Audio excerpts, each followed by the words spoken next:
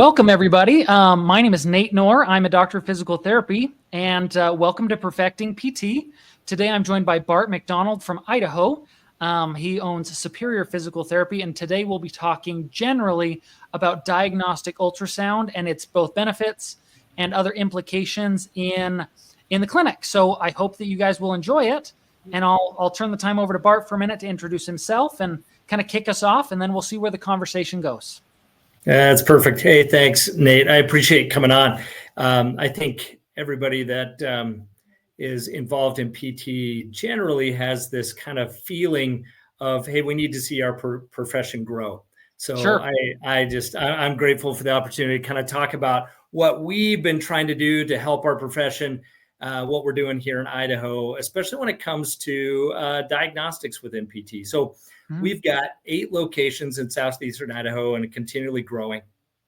And then we kind of have this 9th location. I don't know if you can call it a location, but it's a diagnostics practice where we're doing both musculoskeletal ultrasound and EMG, both in PT practices, but also inside of orthopedic surgery, orthopedic surgeons' offices, and are always looking to contract with rural hospitals, those types of opportunities here in southeastern Idaho. So that's kind of a little bit of a geographical landscape. But about 10 years ago, nine years ago, about 9 years ago, we started down this trail to learn and be able to incorporate diagnostics into our PT practice. And that really began with, if I can tell you a quick story. Sure. I think this is what usually kind of gets the juices flowing for most PTs. But I had a patient that came in probably about 10 years ago. They were an engineer. This patient was an engineer, and they had some rotator cuff tendinopathy. And the sports med doc that had sent the patient over had said, "Hey, look, I don't think we really need to do surgery here. I've been looking under this under musculoskeletal ultrasound, and we really have a decent amount of space in the subacromial space, but we do have a thickening of the supraspinatus tendon. It is almost twice the size of normal." And I thought, wow, well, that sounds thickened. That sounds like tendinopathy. I guess that's what I would read about in the book. And then I called him up before the patient came over and said, "So how did you measure this again?" And he goes, "Well, it's the same technology that we use to look at like a baby in utero, but we're utilizing this ultrasound technology, not in that crazy, therapeutic ultrasound really doesn't do anything. We're looking at an image, right?" Sure. And I said, "Oh, no, that's great. Okay, so you got an image of the rotator cuff, and what you're telling me is X, Y, and Z." He said, "Yeah." So started treating this patient. They came in, and of course, in the process of this, we started nice and easy, and I'm kind of an A-stem guy, so I'm scraping on this thing. And anyway, we get it down, send her back to the doctor, not pain-free and about 50% strength. But she was probably about 30% better as far as symptoms. And I'm sleeping better at night, et cetera, et cetera. And so he does what he should. He reevaluates as a sports med doc and then does another sonogram. In which case, then he says, "Hey, you guys were 2 times the size of that thickened supraspinatus. I was showing color Doppler, which means I had a lot of hyperangiogenesis. And through your treatment, this hyperangiogenesis of this tendinotic tendon is resolving, and it's reduced by about another 30-40%. So we're on our way. Let's start to do a little bit more of some heavy concentrics, some eccentric loading, and see where we can get." Right? Basically, cut to the end of this thing, I had to go back and ask him and say, "What is this tool that you're using?" Again, most people probably have heard or have had some exposure to musculoskeletal ultrasound now, but I really, really wanted to know what he was using to do a retest. And I'll never forget, because the sports med doc says, "Bart, PTs are great. You guys are always chanting on about your evidence-based practice. You're trying to get it right the first time. You're trying to do your very, very best for your patients. But while you're talking about evidence-based practice, that really only pertains to research. What evidence do you have whether you're getting my patient better or not?" I said, "Well, range of motion improving. I think that's decent.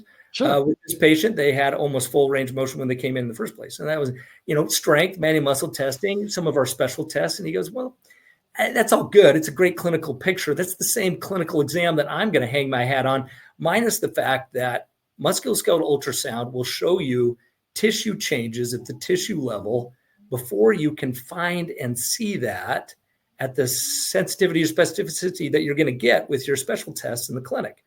Mm-hmm. Just said, here's the thing. In the next 10 years, I would say that 80-90% of all physical therapists and outpatient are going to be using this as their number one special test.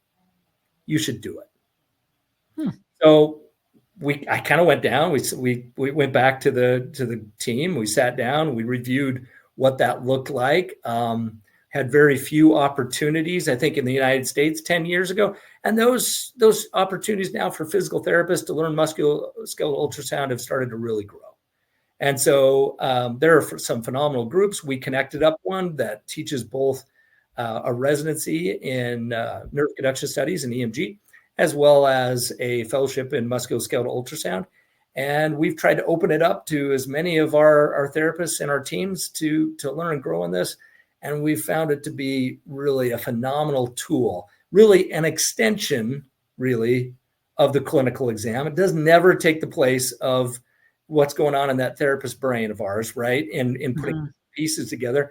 But when you look at whether it be rotator cuff or a pathology at the knee or shoulder, hip, elbow, whatever, any of these peripheral joints, you get so much information that it really is the best special test around for physical therapists.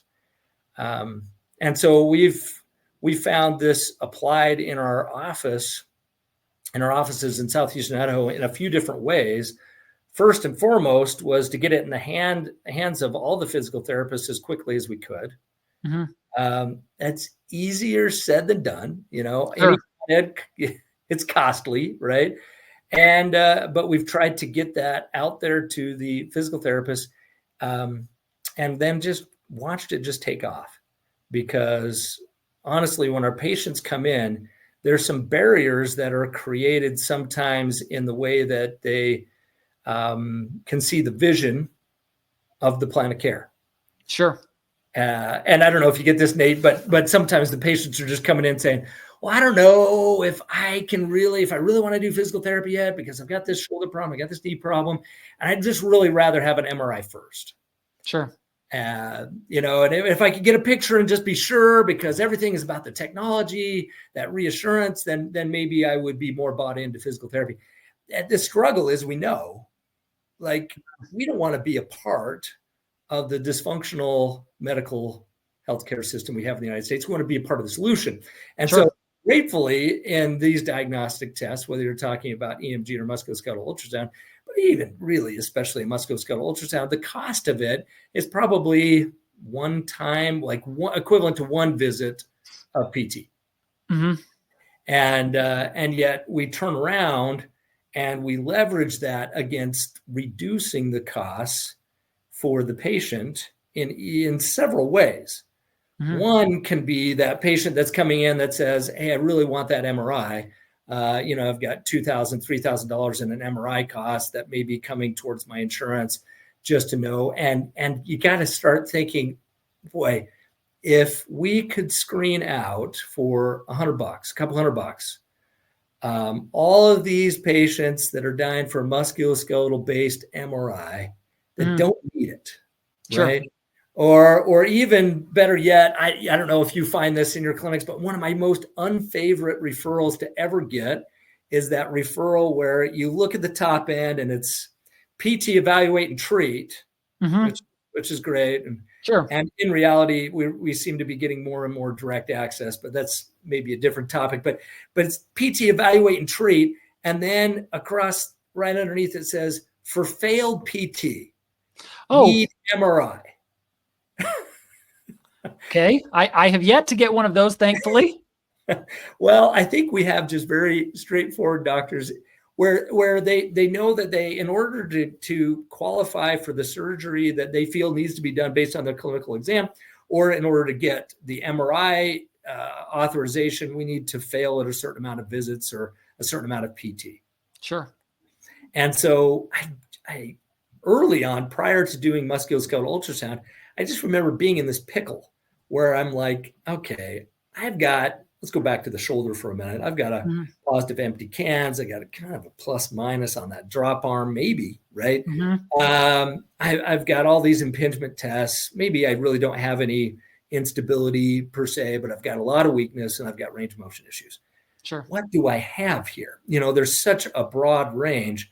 And no wonder some of our patients are like, I got online. I just want an MRI to know what that therapy is going to work. But Sure. in my most unfavorite referral, it's the doctors even weighing in on that. Yeah. Right. And they're kind of saying, I'd rather not refer to PT right now. But in Sure. order to get this MRI on this shoulder that I think we may have a full thickness rotator cuff tear, I have got to fail at PT. So I'm Sure. sending you a referral for right shoulder pain for failed PT. Right. And that's kind of between the lines.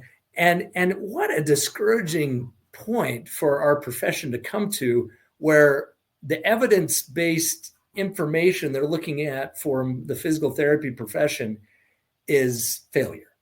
Mm-hmm. And that we need to certainly, on a certain amount of these patients, burn a certain amount of PT visits in order to authorize an MRI or surgery or something of that nature. Sure. And since the time that we started musculoskeletal ultrasound, like, it is so rewarding just to take that probe, place it up on the joint. I'm going to look at the long head of the biceps in two planes. I'm going to look at supraspinatus, subscap, infra. I'm going to look at all those cuff muscles and those tendons, and I'm going to follow them. I'm going to look for secondary markers of that kind of will infer of internal derangement associated with like a cuff tear or problems within the joint. Sure. We're going to look at effusion, and we're going to measure that and add that into our clinical findings. And then, boy, when I know I have a full thickness rotator cuff tear, that supraspinatus has retracted, I've got cortical avulsion of the enthesis of that footprint where it was attached at one point, but is no longer, right? Sure. And I'm very, very confident in that. Then I'm going to turn around and discharge the patient after one visit. Maybe I give them a little bit of some motion, passive motion exercises, and some instruction on some, ice. But hey, we need to save these visits and be a part of the solution for post-op. And that has been a huge win. And not only in our community, but for our profession, and looking at how we can be a better part of really the evidence-based clinical team. And so that's part of the massive change that we've seen is in the clinical direction, clinical outcomes, because it is such a phenomenal special test in the hands of the physical therapist. And kind of as a side note, you really have to go to a little bit more of a direct access model like the military to see how much this truly saves the patient in terms of money in that monetary, because we really haven't started to measure it very effectively in the outside world. But within the military practice, there was a great study just a few years ago. I think it was Air Force based. And Do you know what the name of the study is so I can include it in the notes? You know what? I may have it sitting behind me. Everybody's got on their desk a random sheet of articles and papers. Yeah. let me look one more spot. I may have to shoot that to you after. That's fine. Just shoot me a text after. It's a great one. But the synopsis is that, and this is where our vision has really become as a PT practice, is that we really believe that we should be a primary care musculoskeletal or neuromusculoskeletal provider for our patients, right? 100%.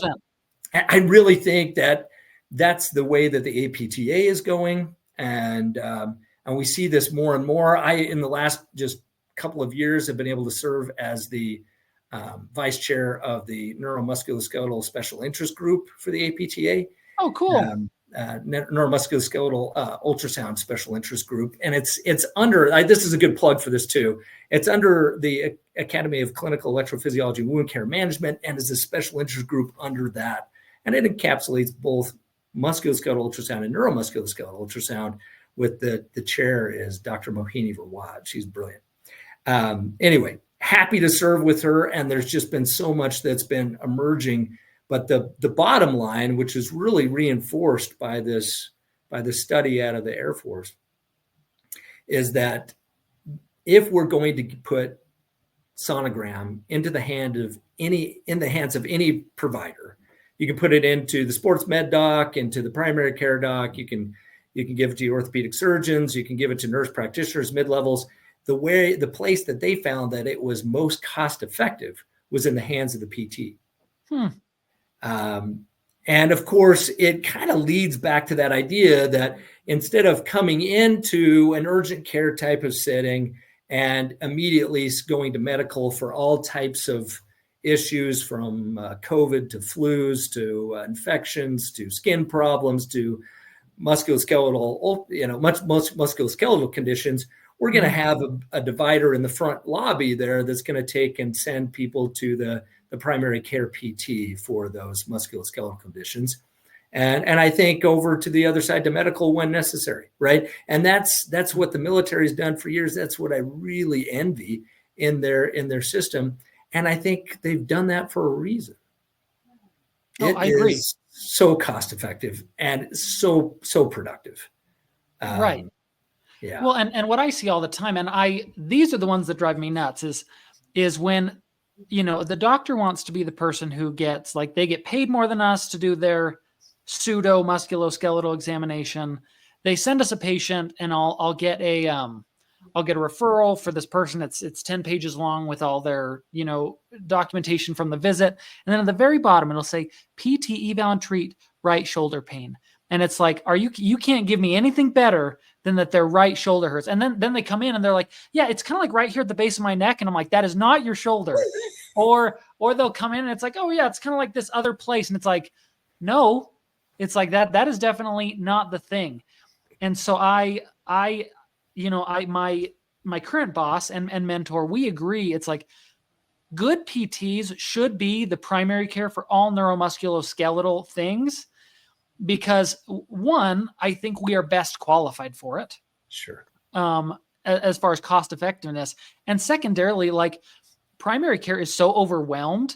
It's like they have someone coming in for shoulder pain and they're like, does this person have like some type of internal organ or like visceral referral? Like, are they dying? And they are just so overwhelmed.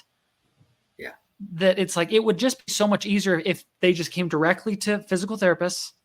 And then if we think that something needs to be done, we send them to the orthopedic surgeon or to the back to the primary care for whatever reason, after we've already provided treatment to know if it's going to work or not. Yeah, absolutely. Well, and that really is the model that I see the APTA really pushing and striving for. I think we've got some ways to go in trying to get that to the end of the road, but I don't think we're that far. And when you look at primary care and primary care physicians and just the deficit that we're going to have per capita in the United States in the next 10 years, it's monstrous. Like, this is a problem, and this is really a medical management problem, not just outside of cost, but under delivery. And so I think we are teed up, and we are really on the edge of taking that next step as a profession, if we're willing to step up and become really the primary care deliverer for musculoskeletal injuries, right? And and you see a little bit of variability out there, but I think there is a general consensus amongst outpatient PT providers. This is the place we want to be. Sure. And this is the place we should be. There's a cool research study that came out maybe 6 months ago. Does this one ring a bell, Nate, where they compared us in our evaluative skills to an MRI? And then no, I have not heard that one. I'll jot it down. Look at this. So it's comparing physical therapists and their accuracy with diagnosis and their clinical exam to what was found in the MRI, and then an orthopedic surgeon and what was found in the MRI versus their clinical exam, and then a primary care provider and what they found. And really, there was no statistical difference between the physical therapist and the orthopedic surgeon, but there was a very vast difference between some of our primary care providers and the physical therapist. So it just goes to support that idea that you're proposing, that really we are in the possession of the knowledge and really being the right providers to step up into the need that we have in the United States, and to be a part of the solution for more cost-effective delivery of medicine and really physical medicine, especially in our realm. I agree. So I'd like to clarify a few terms that you've brought up, and then get into some more specifics about ultrasound. Yeah. Because if you get me off into the deep end of talking about like why we should be more important and why we should be like better reimbursed and why we should be like at the forefront of this, like, you know, hopefully no one gets triggered by this, but like make America healthy again. Like we should be them. Like we're not giving you pills. We're not giving you injections. Like it's us. Like we should have the model of health like that is driving the country forward. But so quick. So is there any difference between a sonogram and an ultrasound, or are those synonymous? That's synonymous. Yeah. I mean, sonogram could be anything from OB sonogram, right? To, looking at a thyroid to whatever. So it's kind of that broad term. But when we talk about musculoskeletal ultrasound, it's that narrow that we're talking about, the musculoskeletal system. And of course, somewhat inclusive in that, or I'm going to imply also neural ultrasound. As when we do get a focal entrapment at the wrist, that typically we're saying, oh yeah, the patient's got carpal tunnel. One of the best tests available for early detection, so much better for sensitivity and specificity as compared to Tinel's or Phelan's or reverse, any of these other tests. Musculoskeletal ultrasound, looking at the cross-sectional area of the median nerve at the wrist, that is fantastic. Sure. And very predictive. So I have two questions. Can you describe then the difference between musculoskeletal and neuromuscular ultrasound? And if you could identify what both can and cannot see, like, so essentially what are they both most effective at detecting, and what are their limitations? Sure. I think let's tackle neuromusculoskeletal ultrasound first. Okay. Really, it is amazing what you can see as far as nerves in the peripheral nervous system, anything from brachial plexus to even something that would be enlarged up at the cervical neuroforaminal areas as we were to scan there. But even more specifically, when we look at focal entrapments, the most typical ones that we see in the body, carpal tunnel, cubital tunnel at the elbow. You can have some radial nerve entrapments. You can get up in there in the scapular area. You can go to tarsal tunnel, or even like have a focal entrapment of the peroneal nerve at the fibular head. And really, it is very predictive. Okay. What you're going to see when you compress the nerve is, and depending on how long it's been compressed and its severity, you're going to see an enlargement of the nerve. Somewhat over time, if you can kind of think of it like an hourglass shape, where the compression spot becomes more narrow. On either side, you get intraneural edema. Okay. Yep. Okay. So when you're scanning down at the wrist, let's just keep it to carpal tunnel, because I think everybody really can think easily on this, or cubital tunnel of the elbow. When you compress that nerve, you get that hourglass shape in a longitudinal view. And then in a short axis view, you're going to look at the cross-sectional area of that nerve and see that it's enlarged. And there's really good normative data. And then, of course, you always can check very easily the contralateral limb, right? Sure. Within just seconds. And so it's a very, we don't often do that with MRI, go to the opposite side, but it's way too expensive. But with the cost effectiveness of neural ultrasound and musculoskeletal ultrasound, going to the opposite side is the standard. That's the norm. You got to do that. But then you also have normative data.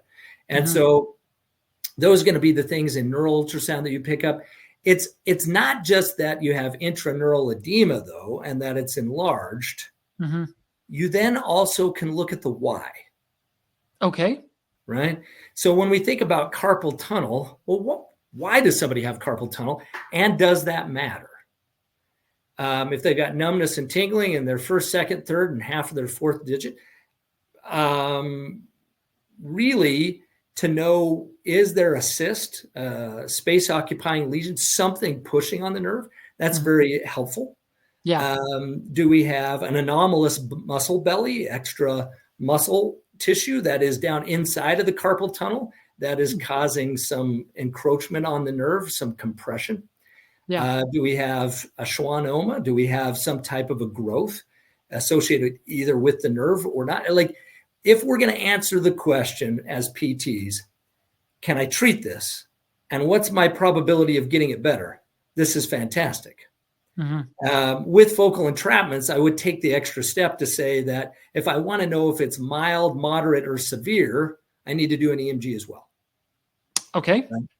Because the sensitivity is great with neural ultrasound, but the ability to grade in a prognostic way the severity of the symptoms is better with EMG. So when we often think about focal entrapments, it's really good to have both neural ultrasound and nerve conduction studies, electromyography together. And that's actually how it's taught now. All the textbooks for EMG will put neural ultrasound with focal entrapment like 100% of the time.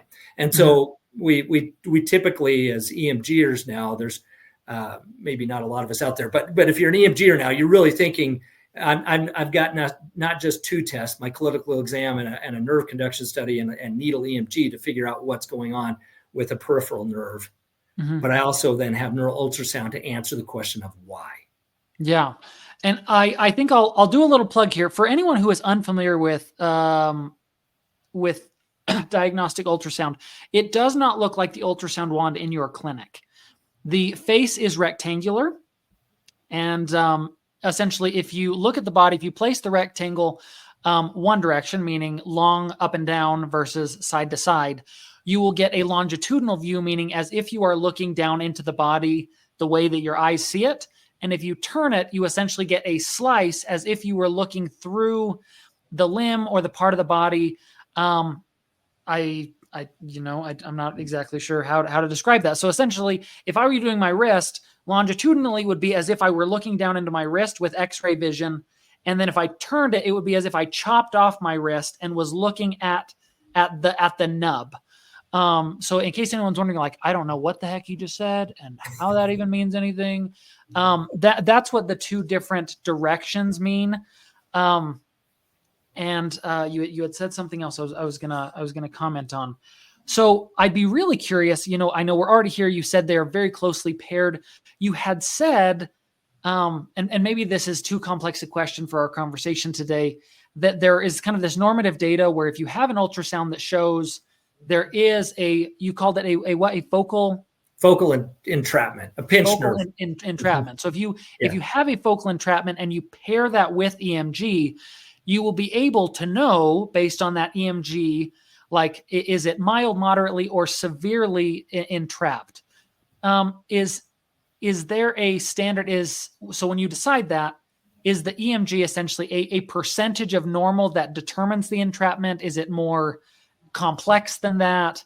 Because I think if anyone's listening, they're like, well, I know someone who does EMG, or I'd have access to this, or like, why don't you describe how you would know with EMG and maybe some numbers specifically, because I think people would find that very clinically interesting to know if they saw an EMG report or anything like that, as well as kind of what each kind of mild, moderate, and severe entrapment means prognostically.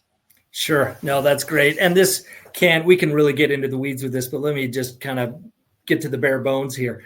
Sure. When we talk about focal entrapment of any nerve, mild is going to be something where we're really talking about demyelination. Very mild to mild. We're in a category of demyelination. We've got slowing. And so you determine that with EMG. You don't see that with ultrasound. You can't see it. You can see amazing things with ultrasound because you're going to see down to the nerve fascicles. You're going to see amazing levels of intraneural swelling and edema, its size, its shape, if something's pushing on it, all that. But the way it's conducting is Got it. not always consistent with the geography, Got it. if that Okay. makes sense. It does. It We does. often see that when we are looking at an MRI of a low back, right? Mhm. You're going to say, oh, how often do we get the patient that goes back and talks to the surgeon, and of course they come back and say, oh, the doctor told me this is the worst low back they've ever seen. I'm like, this is the 8th worst low back this doctor has seen this week. And I'm just being funny, but you know what I mean? Like, those MRIs often give you the geography of the pressures and the anatomy and spurs and disc herniations, and sometimes, really, I've got a couple good friends that are neurosurgeons. They can really look at these things and really hang their hat on a really good MRI, Sure. especially for an acute disc, right? They really get a good idea. But for the most of us, when we're looking at this in an EMG world or a PT world, we're looking at this and you've got every single level has got a disc bulge. Every single level has some disc height. You got the ligamentum flavum that's thick and it's got some chronic inflammatory. Everything looks like crap. Yeah. And then you're like, well, that's not what we operate on. We don't operate on an image. The same is true, really, with musculoskeletal ultrasound and neural ultrasound. We'll get on to musculoskeletal ultrasound in a minute, but the same thing applies there. Really, Sure. we are looking at an image. It's an extension of our clinical exam. And when we're talking about neural ultrasound, we get this idea of an enlargement, a reaction, inflammation, compression, what's causing it. The EMG we're going to shock this nerve, right? If we're talking median nerve, we're going to shock it above and below the elbow. We're going to go down and we're going to measure it, a motor at the abductor pollicis brevis, or we're going to measure it at the second or third digit for the sensory nerve down there. And we're going to see how fast that nerve is conducting. Yeah. And so you had mentioned, so mild essentially means it's entrapped enough that you're starting to get demyelination. Yeah. And so what does that mean as far as the report? Like, is it reduced per certain amount from normal, or like what does mild entrapment mean in layman's terms on an EMG? So for every single nerve in the body, you're going to love this answer. Oh, there's great. normative data on all their speeds. Oh, okay. Okay. Fantastic. But when you boil it down, really, when I do an EMG for a PT or a physician, like I'm going to tell you if it's slowed, and I'm going to tell you at the level that it's slowed, is that more mild or moderate. Now, once we get more towards severe, we're getting into axonopathy, right? We're getting nerve death that's occurring. Okay. And that's harder to recover from. Okay. So one of the things that is kind of a good little take-home message on a lot of just general things, and there's more specifics depending on the problem and the pathology for each of these peripheral nerve events, but by and large, something that's mild or mild to moderate, so much easier to get better with conservative intervention versus something where we're starting to lose axons. Yeah. Right. That's harder to recover. And in reality, surgical intervention, if I were to generalize some things, is more on the table when we get to severe pathology or very severe.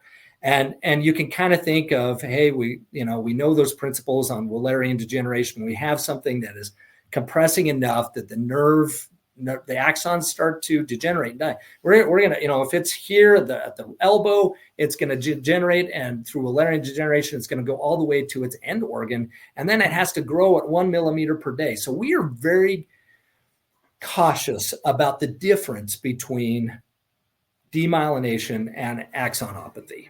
Right? Sure. So would it be oversimplistic to say, I understand that each nerve has its own normative data. And to be fair, I think it should. Like, that is what makes our profession a doctorate level profession. I'll just kind of put this in because I was stewing on it after you said it. Like, if you're one of those patients, you're like, well, I don't want to be responsible for making a diagnosis and treating the patient. It's like, you shouldn't have got a doctor of physical therapy. You should have become a PTA. And I know that may make some people mad. And I'm just going to go out there and say it. Like, if you want the respect and income and all sorts of things that come with the doctorate title, you better be willing to shoulder the responsibility of both diagnosing and providing the highest quality of care. So that's my little aside. Would it be oversimplistic to say that although each nerve has its own has its own norms. Like let's say that a norm is 100 units.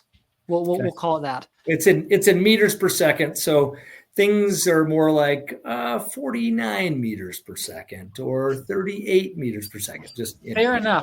Oh, hi, Daisy. We have a Saint Bernard, and she just got back from a walk, so she had to come say hi. So would it be? So let's say it's 50 as a norm. Would you say that like mild is a 33? Like, and this is oversimplistic. I'll try to elaborate. So if it's, we'll just use 100 for the sake of anyone listening, because not everyone's good at math. So if it goes down 33, like, is that mild? And the next 33 is moderate, and the next 33% is severe? Or like, at what percentage of normal does it become severe? Yeah. And I know that it's not going to be for everything, but right. In a general world, is less than 50% severe? Is less than 33% out of 100 severe? Like, what are these kind of ranges we're working in that say it's mild, moderate, and severe? So you're going to love this answer. Oh dear. It depends. Fantastic. So, but really, if I can categorically kind of shrink it just a little bit, that would be great.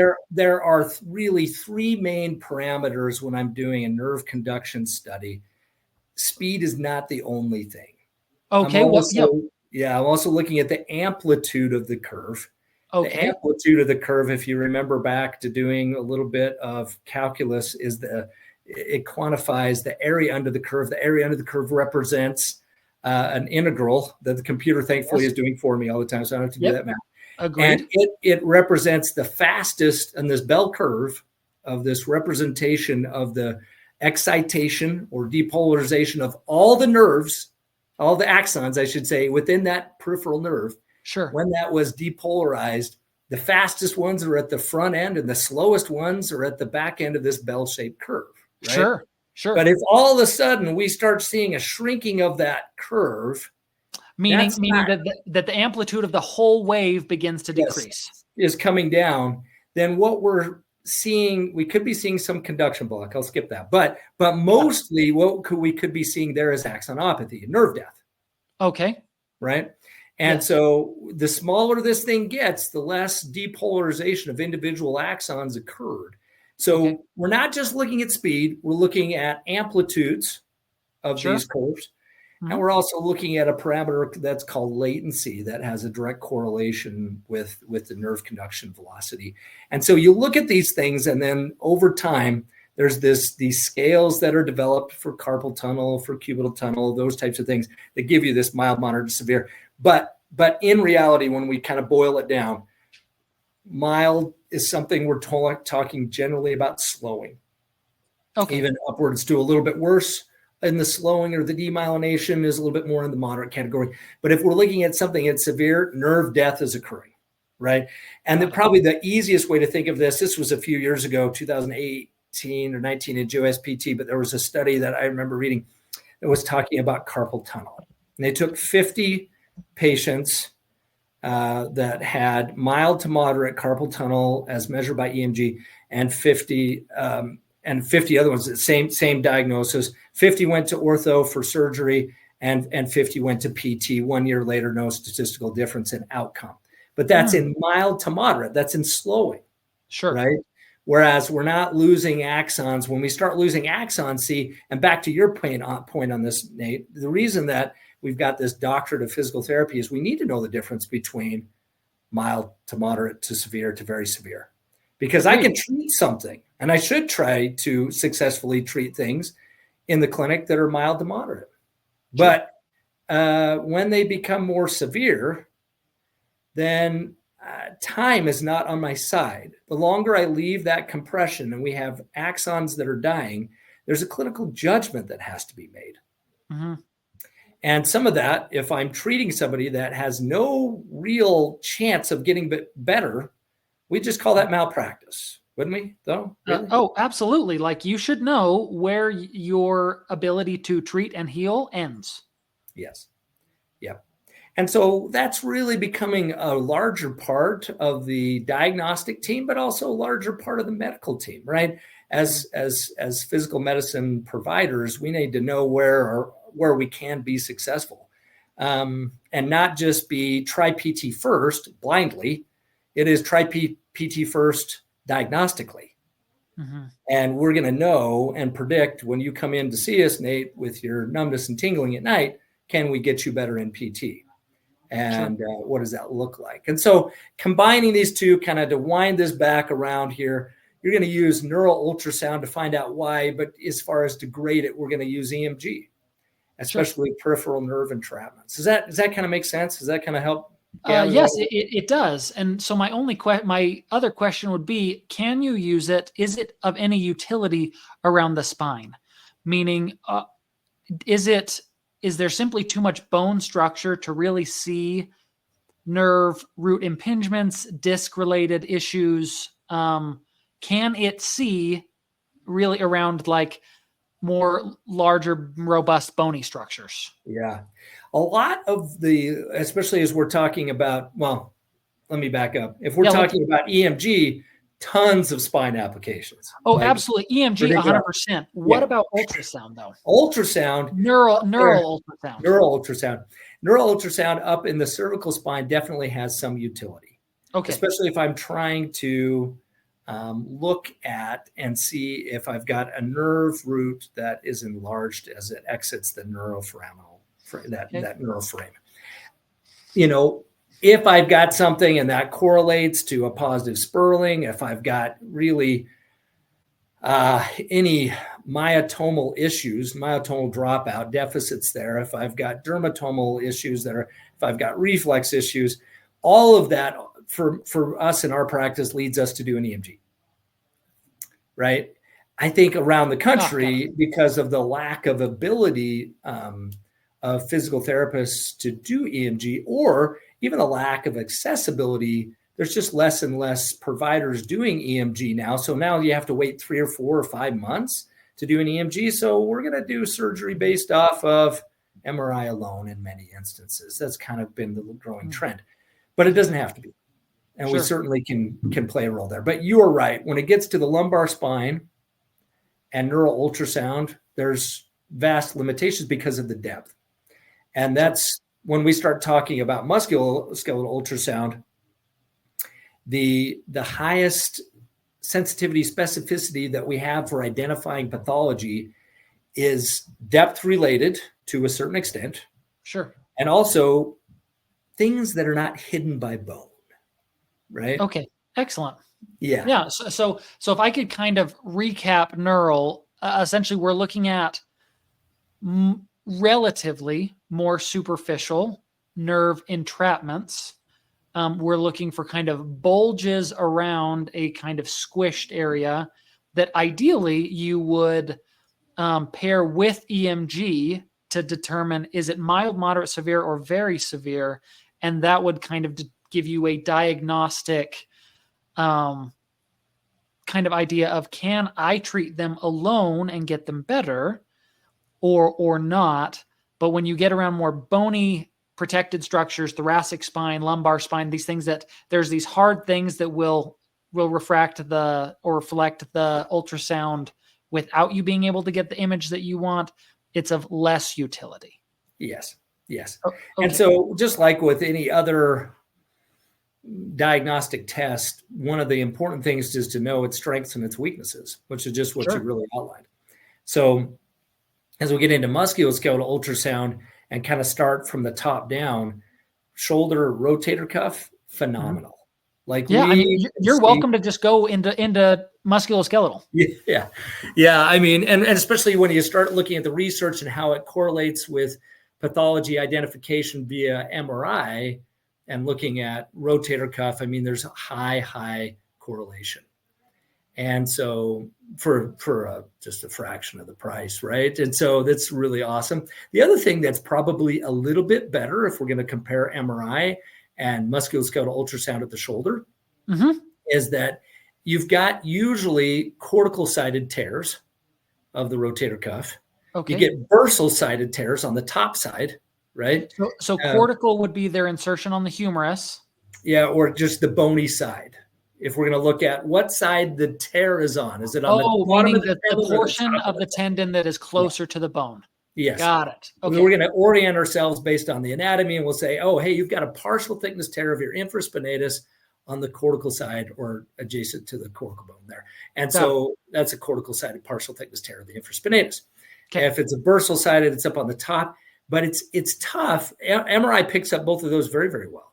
It's sometimes harder for MRI to pick up,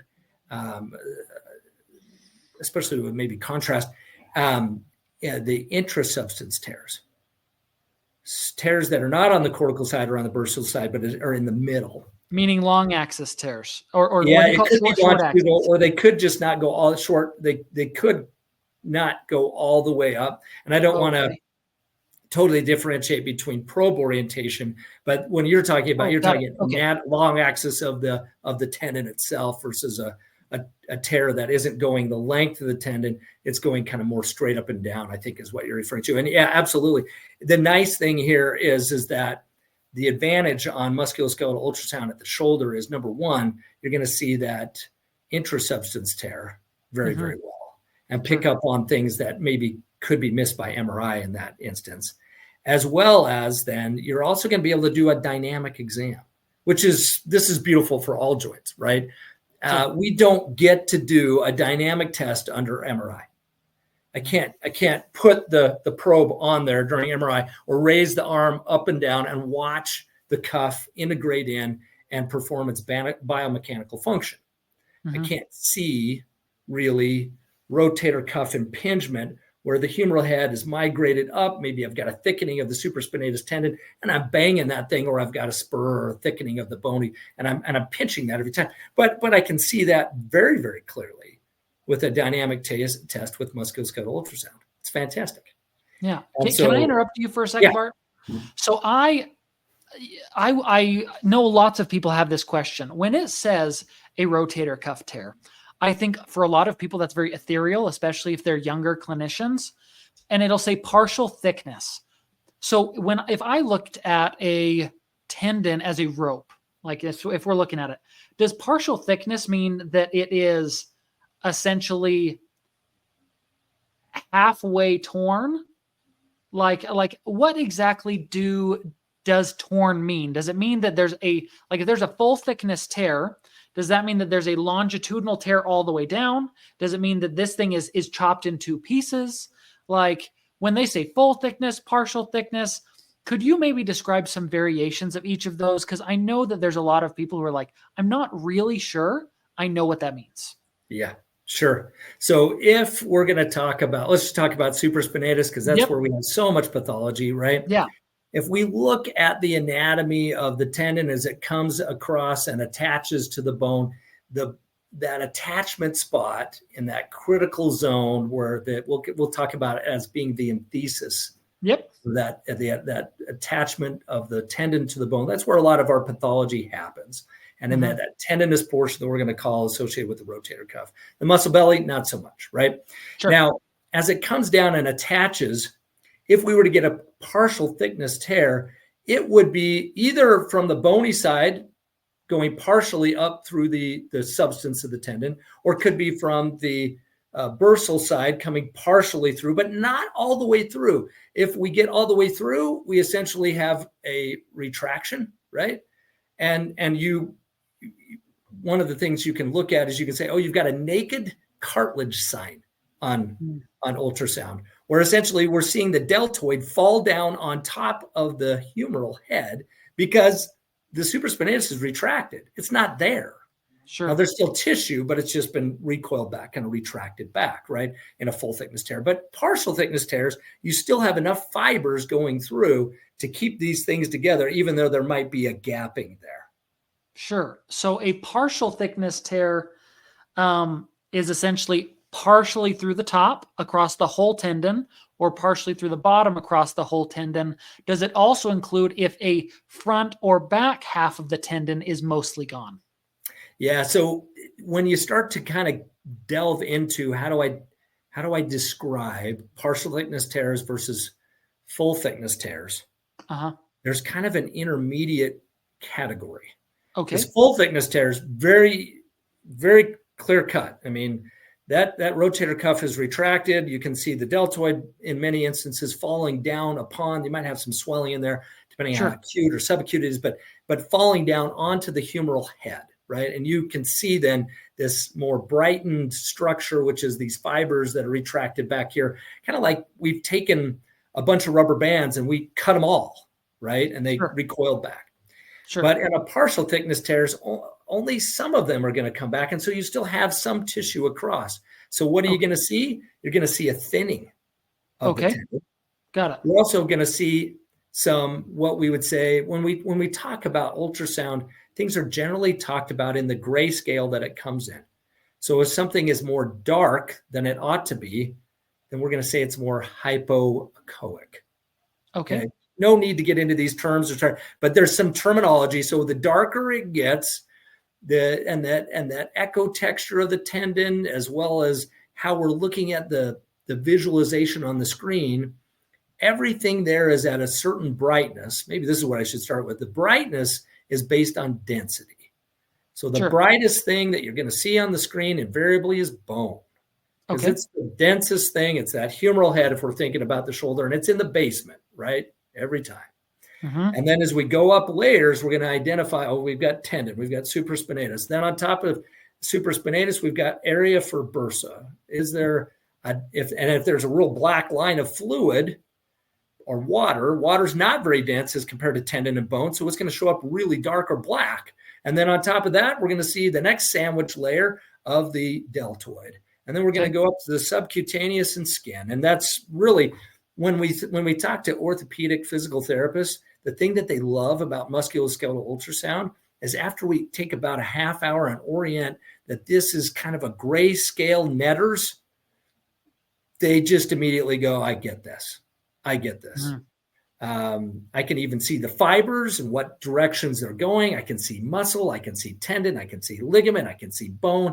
And this is essentially what it kind of looked like if I was looking two-dimensional and took away all the color from my Netter's book and got away from that anatomy that we put in cartoon drawings, right? And just went full on to grayscale. You'd say, this is exactly what it looks like.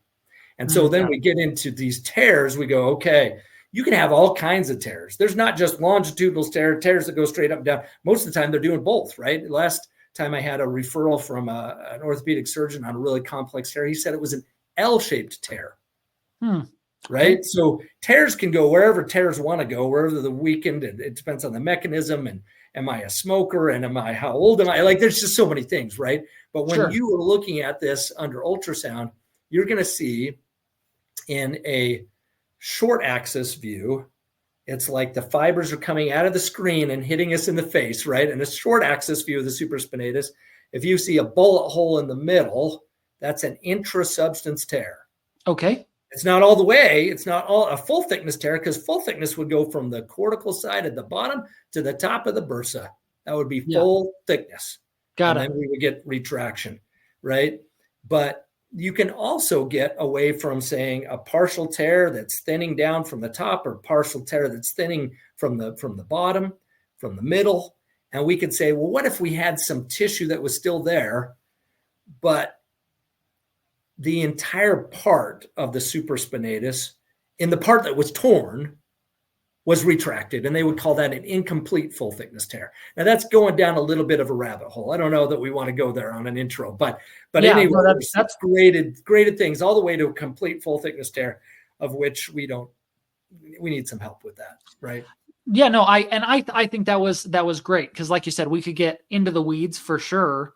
It's like, I know we're already coming up on an hour and I don't want to take too much of your time, but so essentially it seems like at its core, if you're looking at a tendon through the short axis, so like the fibers are coming out towards you, if only a portion of the thickness is gone, that's why it's a partial thickness.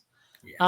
Because when you think about it, like the thickness is actually the height, the width would be the other direction. So it would go partially up or partially down. Well, you can also have the kind of like a hole in the middle, which is an intrasubstance tear. Yep. And then you also have the kind of top to bottom, floor to ceiling tear, which is that it is a full thickness tear. Yeah. And they can go vertical. They can split the tendon in 2 parts. They can chop it completely in half, like all sorts of things. Yeah. So that, I think that makes a lot of sense. So it sounds to me like musculoskeletal ultrasound, it is best for more surface level tendons, bursa, muscle tears? Question Muscles mark. are great. Yeah. Okay. Calf tears, hamstring tears, quad tears, all those. Yeah. And being able to tell how severe those are. Sure. And what about shoulder labrums? Labrum, you can see the posterior and inferior labrum quite well with musculoskeletal ultrasound from the backside of the shoulder. You just have so much structure in the way anteriorly that it's more difficult. Now, there's some dynamic tests that you can do and look at the instability associated with that, but being able to visualize the labrum is a little bit more difficult anteriorly and superiorly. And I know we have a lot of pathology there. So you look at that and you go, okay, now how do I assess this into my clinical exam? If I think I've got a slap lesion, then perhaps we may have some limitations with this to give me a full view, and I need to be able to rely on other tests if I want to fully investigate that, and may send somebody on for an MRI at that point. Sure. And my real last question before I just let you riff on musculoskeletal like applications and all that good stuff like you did with neuro, what about ACLs?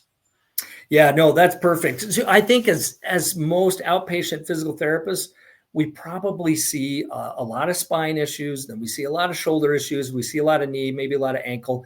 And so knee is great to look at, but you're not going to see the ACL and PCL very well. Okay.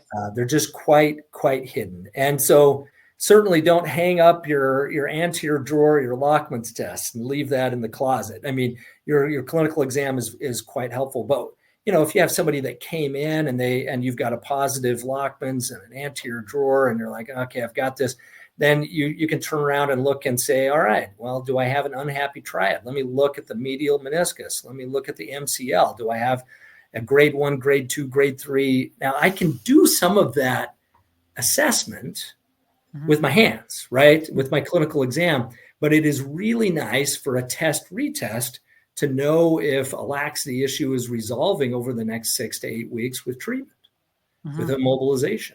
Do I need to immobilize this person? And so, if I can actually just put the ultrasound probe on there and look at the instability and go ahead and do a, valgus stress test of the MCL and look at the gapping, and then compare that to normative data or the contralateral limb and its gapping. That gives me a lot of information that I may have had a feel for it. Don't get me wrong. We're good at our clinical exam, which is why in that more recent research study that there was no statistical difference between an orthopedic surgeon and a physical therapist with some of these orthopedic tests in the clinical exam as compared to MRI. So it's great. But we're just giving ourselves a leg up here, so to speak, and being able to test those structures that are a little bit more superficial. In which case, at the knee, how often do we get anterior knee pain? And we're trying to track down, is that patellofemoral? Do I have something at the jumper's knee? Do I have something coming across? Do I have pes anserine issues because of gait deviations? Do I have distal IT band? And to be able to see all those in concert with all those collateral ligaments and look at the severity and be able to then, even more than anything else, I guess this is probably the biggest take-home message. Really, Nate, when I got into this, I wanted to be a better diagnoser. I wanted to use this as a special test for my clinical exam. That's changed. I definitely want to do that. When we go into an orthopedic surgeon's office, like one of our guys was up there in Idaho Falls today, spent all day just doing EMGs and ultrasound for orthopedic surgeons in their office on their patients. It's a lot of fun, right? But that's not the real reason that we went down this road. Sure. We thought we wanted to be better at diagnostics. It is much better, and our patient outcomes are better. But I wanted to be able to do a retest, which is kind of where we started with this story on this patient with tendinosis that came in, right? I need to be able to prove to the patient, to the insurance company, to the physician, that what I'm doing as a physical therapist has enough objective measures that halfway through, I should say, either I got to stop because we're not making enough progress. I can look at the tissue today and just see that it hasn't changed since day one, and that collaborates all my findings that I'm finding at my reevaluation today versus day one. Or I can say, well, we've reduced some symptoms, but not all. Yeah. Should we keep going, or do we just need to send this patient off for surgery? Oh my goodness. That's where you look at the tissue and you can compare it to day one and you go, oh no, we've got enough objective findings to go another 2 or 3 weeks here. We've got enough to go another month. We've got enough to ask for the visits that we need to keep this patient out of surgery, because we are making the objective progress that we need to see. Sure. So I guess for anybody listening, it's like, it's a tool. Don't drink right now, Daisy. It is a tool. And so realistically, it's not meant to supersede your clinical exam and your like history and everything that you are seeing in front of you. Like, that's not what its purpose is. Its purpose is to supplement and enhance your diagnostic capabilities, as well as your ability to measure progress along the way. Now, I know there will be someone listening that says, well, because I saw there's a guy, I think it's called rehab medicine, barbell rehab. It was something. And he was up on a stage and he's like, we know the MRIs of, non-specific low back pain mean nothing. Like, we don't need to worry about imaging of the spine in those circumstances. And there are a lot of people out there that are like, imaging doesn't matter. Pain doesn't matter. Like, joint mobility doesn't matter. They're like, you just need to get people moving. And so if that's, from their perspective, they're going to want to know, why do I care if things are changing on an image, if the image is not reliable? Sure. And I guess the question is, how correlative is a diagnostic ultrasound finding to a legitimate issue likely causing the patient's pain, and not just a secondarily present thing to how they're describing their symptoms? Sure. Well, and I think that with any imaging, you have to recognize, again, its strengths and its limitations. Sure. Number one, are you always going to find some incidental findings anytime you do imaging? Sure. Which means you've got to be a better provider, a better clinician, not less of one, right? Does that make sense? We got to know. Absolutely. We can't be looking at this and just cling on to every single thing in there. And I think then the other scenario is there is a good debate out there. It's kind of the idea of this pathoanatomical model. Yes. Right. If we just surgery everything that we find that is different from norm, we cut on everybody. Right. And that's not what we're after here. Yeah. Certainly, if we go back to those early studies with MRI of the lumbar spine, then we would say, we go do MRIs on 100 people walking down the street asymptomatic. 50% over 50 are going to have problems and findings, 60% over 60, 70% over 70. So our end result is we should just throw all MRIs away. We should never, maybe not, right? But we shouldn't just hang our hat on an image. And I think everybody would agree with that. Don't hang your hat on an image. It's just a freaking tool, right? Right. The question is how can I be a good enough sonographer to find a smoking gun? Right. Something that is causing a problem, not just something that's abnormal. I can find abnormal anything on anybody, right? But can I use this with clinical correlation? And then can I use this in a retest model to show both patient, insurance company, provider, doctor, anybody interested, that what I'm doing in therapy is getting somebody better? We want as much objective information as we can. So that's where I wouldn't want to hang my hat completely on anything that's diagnostic, whether it be MRI or anything else, because I think you can find something that's incidental on every human being in the world. What are we treating and why are we treating it? We're treating people so that they get better. Now, if I have an MRI and I'm a McKenzie-based therapist and I know that I've got a posterior lateral disc herniation. I am probably going to use that information to see if I can get some centralization of that disc. And certainly it probably helps me somewhat. But even more than that is if I run into a problem as a physical therapist and something's not getting better, diagnostics should be used to, number one, answer the question, what's my probability of getting this person better in the first place, to know if I should be spending 2 weeks, 3 weeks, 5 weeks, 6 weeks, 12 weeks, a year, right, at getting somebody better. And number two, do I have any chance at all? Sure. And so that's where I feel like, whether you follow a real pathoanatomical model of treatment, and I'm looking for something abnormal, whether I palpate something, this feels out, I'm going to mobilize this and it gets better and then the whole system is better, or whether I am really just get somebody moving.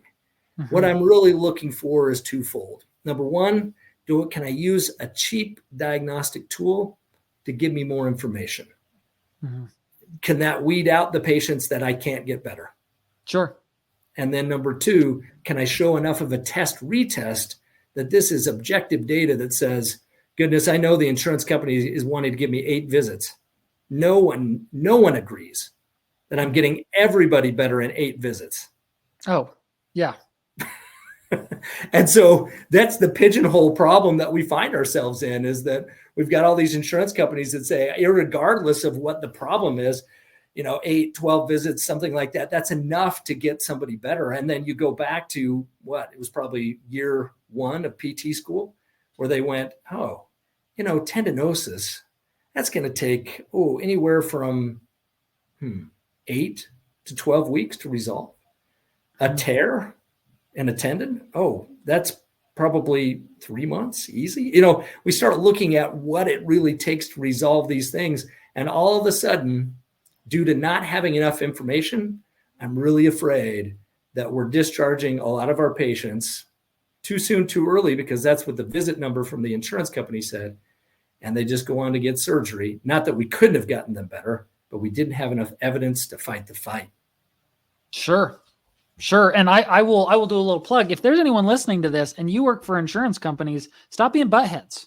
Okay. Stop saying we can get people. If you can get anyone better in 8 visits, you shouldn't be working for the insurance. You should be teaching the rest of the country. Help us out a little bit. And I think that's what's difficult is you have PTs employed by these insurance groups that are essentially saying no, they only need 10. And it's who are you to judge? When's the last time you saw a patient, working for the insurance company? So so I 100% agree, Bart. It is a tool. You don't hang your hat on it, just like you don't hang your hat on an MRI. And also on the other end, if you're one of those people who's I just need to get someone moving, I wouldn't hang your hat on that either, because there are intricacies to a doctoral profession that you are going to miss simply because you're not looking for them. Any kind of final thoughts about diagnostic ultrasound? I think it'd be very interesting to talk EMG in the future if you'd be interested, or have colleagues as well that would be interested.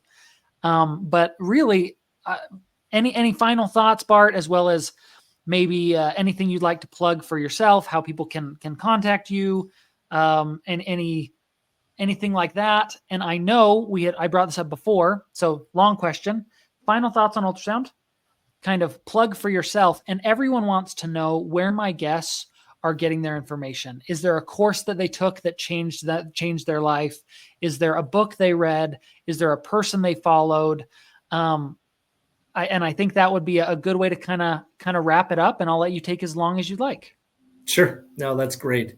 So, probably the biggest kind of wrap up from a PT perspective on sonogram, musculoskeletal ultrasound, neural ultrasound is that it takes some work.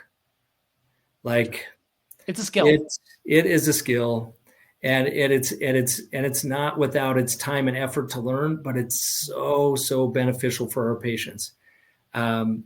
If I could plug in a couple of other quick studies, we were involved with a multi-center study that just asked some questions to our patients and our therapists that had received a musculoskeletal ultrasound. And the question for the patient is what kind of level of understanding do you have in your pathology and your plan of care having had this test? And it just drastically went up to, I believe, 97% level of confidence in the plan of care for the PT. So one of the things that we find as a little bit of a side note is that we know when somebody is referred post rotator cuff or ACL or something like that surgically, like our percent arrival, the buy-in from the patient is huge. If somebody is non-operative, pre-operative, they're still trying to figure out the severity of the issue. They come in, choose PT first. Often our commitment level to the home exercise program and to the PT visits can be variable. Sure. We find, and this is a little anecdotal, is clinical within our group, that when we perform these tests, both EMG and musculoskeletal ultrasound, that the commitment level from the patient elevates because their understanding elevates, and their understanding and reliance on what you are trying to teach them in that initial evaluation regarding their pathology and their ability, their prognosis on getting better, just completely elevates. It just elevates our game. They feel it, they know it, they understand our confidence level in it, and they really can, it's tangible for them. And so it's kind of a beautiful thing. Probably the second thing that came out of that multi-center study was how often does it change the PT plan of care? And that came out as just over 60% of the time. And so, when you think about this, we've completed our clinical exam, and then 60% of the time I'm going to do things differently with each one of those patients. If I'll do a musculoskeletal ultrasound or a neural ultrasound, like that's huge. And then the last thing that was not measured was that I would like to go back and remeasure is how often did we completely refer out? Stop treatment, stop care. That would be the other, it would be much, much smaller, right? I mean, a lot of our patients are coming to us for conservative management, for things that typically are resolved or can at least be addressed to a certain degree from conservative management. But I'll tell you, we do every year have a good handful of patients that we are referring out because as a primary care PT, ultimately it is our responsibility to know when we should treat people, and when by treating people, we would actually do harm. Sure. Right. And that's the type of real relevance that these diagnostics tests have in the PT practice. And that's not everybody, right? Yeah, everybody can think back to a handful of patients that didn't get better. And we kind of I wondered what was really wrong the whole time. And then sometimes we find out later with some more diagnostic tests, and sometimes maybe it wasn't, it didn't come back around to us. But knowing that on day one is a game changer. Sure. So our ride, if we kind of talk about our trail and some of the things that are out there, I want to put a plug in, certainly for our practice. We have made a way for anybody that wants to move to Idaho, and then we've got some surrounding states that we're moving into in Utah. Anyway, that as we have expansion, our goal is to make the EMG residency and ultrasound available to all of our providers. So it really does cost a lot of money to gain these skills. In fact, often equivalent to what you spent in PT school. So, yeah. Oh, I see. It's a lot. So I'll interrupt you there. It's that much to get all of the machines, or it's that much to take all the courses? Like, what do you mean it costs the same as PT school to get into this? If you were to do all the EMG training and all of the ultrasound training per provider, you're looking pretty close at a six-figure mark. Oh, for everyone at a company, not per provider. Per provider. Per provider, close to six figures to take everything and get involved. Yes. Okay. Now, because of some other opportunities that are out there, that it is becoming cheaper and cheaper to get into musculoskeletal ultrasound. So I kind of do put a plug in for Superior Physical Therapy. If you want to come and join our group and want to learn all these things, come learn all you can learn. Eat, all you can eat, right? This is what we do. Sure. There's other groups out there and practices so that you wouldn't be competing with your DPT degree debt, right? And adding any more to that by coming and joining another group that already does it. That's a huge advantage because you're not paying for those hours or those Con Ed courses, those types of things. It's usually embedded within the system. Sure. But then outside of that comes the next question of, well, what if I'm not working for one of those groups? How do I get it, right? Yeah. And in EMG, it's still a fairly costly scenario. There is a few ways out there. There's Hands-On Diagnostics out of New York that teaches this. That's who we use. They're phenomenal teachers. There's a few other groups out there. There is for musculoskeletal ultrasound. There is a couple of fellowships out there. My favorite one, and I would tell you if you want to look anybody up, Dr. Mohini Rawat. You should order her book today on Amazon. Like, it is the best thing out there on the market for teaching this, training this, and using it as a kind of a protocol system for performing it. She's the pioneer, I would say, in the PT field. And she teaches both PTs, physicians, mid-levels. She and AAMU is her organization. So she's quite good. And so I have to give her a lot of kudos in that. And there's other things. The thing that you want to watch with either ultrasound or EMG training is you start looking around for a cost-effective way to bring it into your practice. If you just go to a weekend course without any type of mentorship, that's a hard lift. It's very difficult. Sure. And of course, you want to have high correlation with other diagnostic tests so that you don't ruin your reputation. Sure. And so that's some of the criteria you're looking out there. Somebody that's well established for ultrasound, Hands-On Diagnostics, AAMU has a fantastic program. With both of those, Mohini Rawat is on both sides of that. You can find also there's some courses that are taught at Gulf Coast, Florida Gulf Coast. There's a new one that came out by American Academy of Manual Therapy, I believe. Anyway, and so there's more people training this all the time, and the more competition there is, then the more that costs come down, which is what we need to see.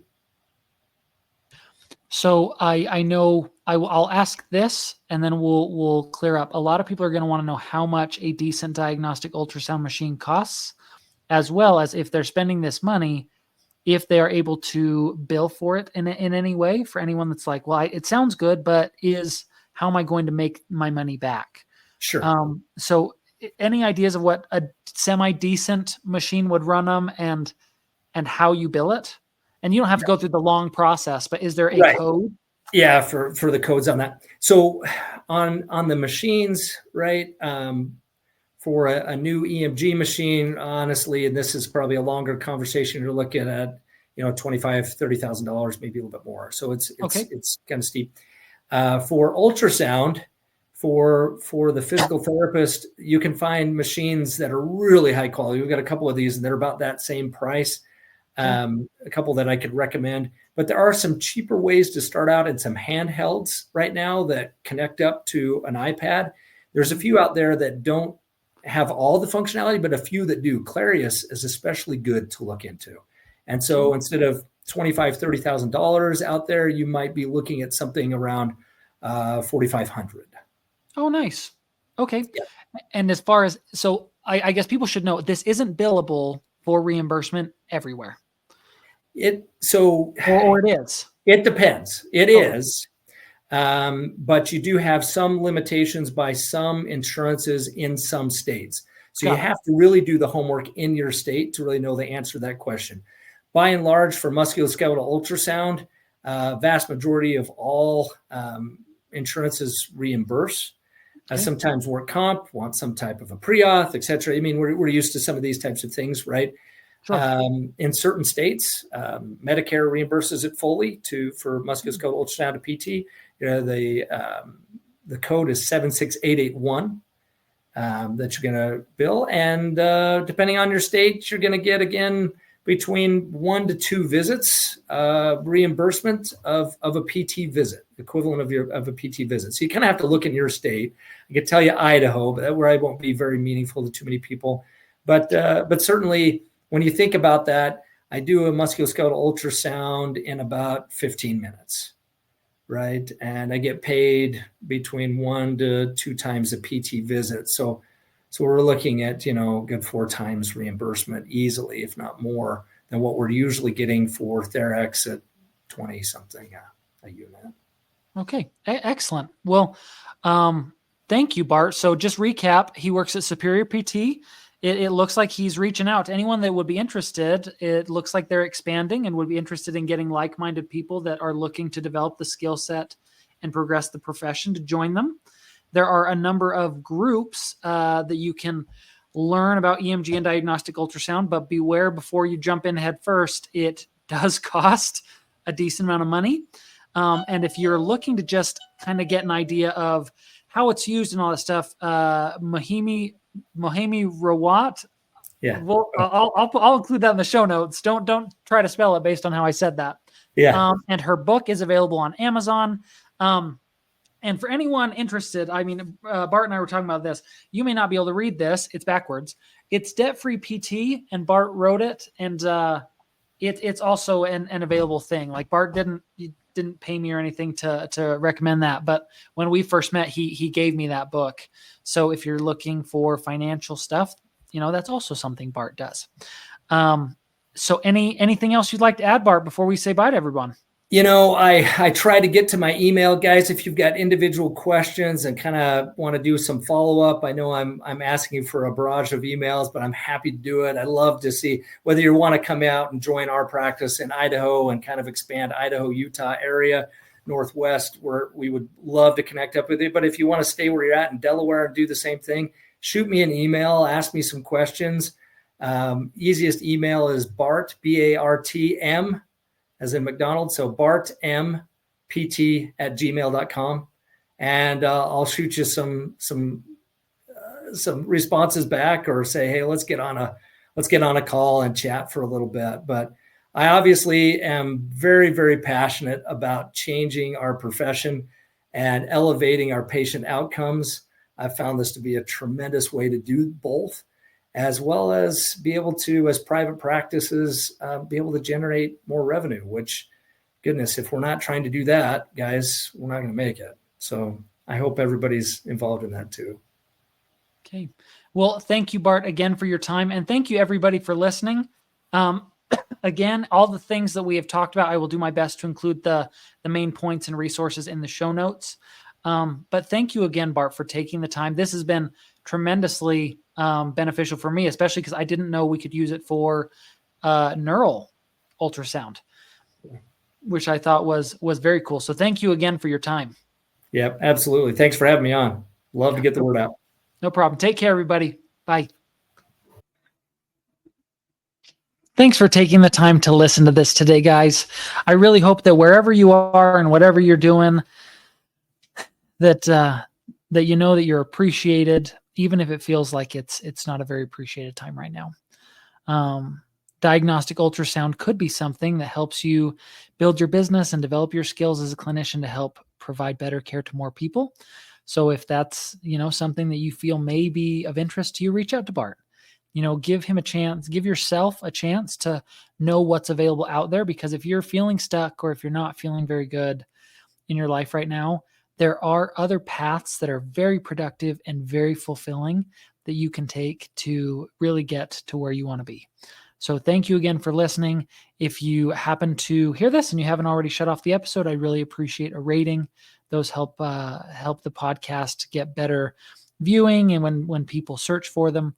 And also, if you found this episode helpful, please share it on your social medias or with your friends, coworkers, or other people who may be interested. And as always, guys, thanks again for being here. Happy to have you.